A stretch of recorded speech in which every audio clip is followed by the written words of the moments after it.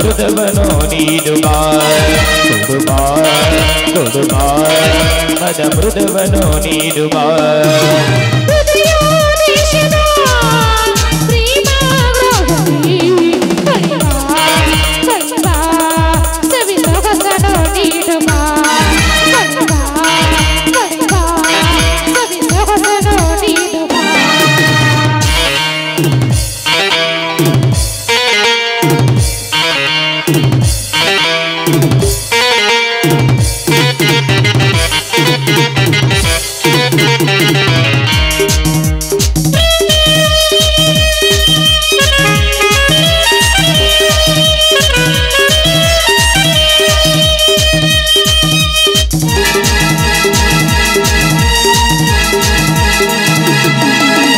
ನನ್ನ ಎದೆಯಲ್ಲಿ ಹೆಜ್ಜೆಯ ಸಪ್ಪಳ ವಿರಹದ ತಳಮಳ ಕೊಟ್ಟು ಹೆಜ್ಜಿದೆ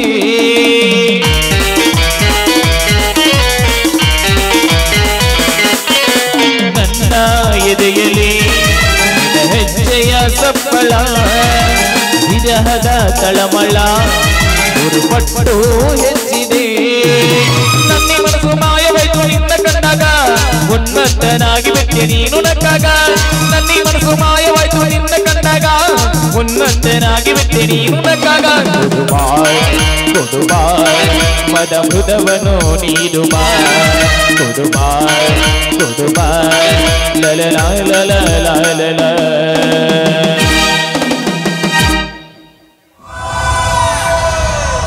ಸುಧಾ ನೀನಿನ್ನು ಒಳಗೆ ನಡೆ.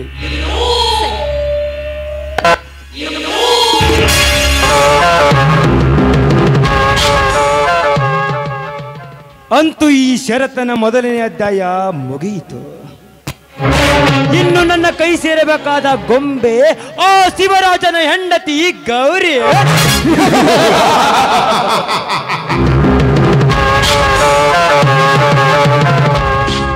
ಗೌರಿ, ನಿನ್ನ ಗಂಡನಿಗೆ ಕುಡಿಯುವ ಚಟ ಕಲಿಸಿ ನಿಶೆಯಲ್ಲಿ ನನ್ನ ಕಾರ್ಯ ಸಾಧಿಸುವೆ.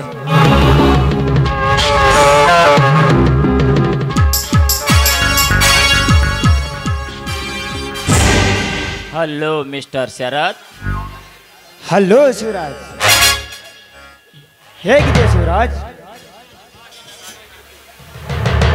ಬಾ ಶಿವರಾಜ್ ಬಾ. ಯಾಕೆ ಶರತ್?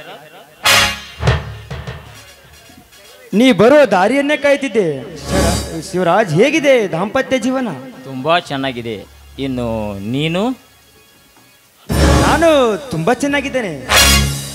ನಿನಗೆ ಗೊತ್ತೇ ಇದೆಯಲ್ಲ, ನನಗೆ ಎಲ್ಲ ಅಭ್ಯಾಸ ಕೂಡ ಇದೆ. ಬೇಸರವಾದಾಗ ಜೊತೆಯಾಗಿ ಬಬಲಾದಿ ಸದಾಶಿವ ಅಜ್ಜರ ಸೆರೆ ಕೂಡ ಜೊತೆಯಾಗಿರುತ್ತೆ. ಹಾಗೆಲ್ಲ ಕುಡಿಯಬಾರದ ಶರತ್. ಶಿವರಾಜ್, ಜೀವನದಲ್ಲಿ ಎಲ್ಲವನ್ನು ಮಾಡಿ ಮುಗಿಸ್ಬೇಕು. ಸತ್ತ ಮೇಲೆ ಬಂದು ಮಾಡಲು ಏನೂ ಇಲ್ಲ. ಇರುವಾಗಲೇ ಎಲ್ಲ ಮಾಡಿ ಮುಗಿಸಿಕೊಳ್ಳಬೇಕು. ಶರತ್, ನನಗೆಲ್ಲ ಅಭ್ಯಾಸವಿಲ್ಲ. ಅಭ್ಯಾಸ ನಾನು ಕಲಿಸ್ತೀನಿ. ನೀನು ಸುಮ್ಮನೆ ನನ್ನ ಮಾತಿಗೆ ಹೋ ಅಂದ್ರೆ ಅಷ್ಟೇ ಸಾಕು. ಆಯ್ತು ಶರತ್, ನಿನ್ನ ಮಾತಿನಂತೆಯೇ ಆಗಲಿ.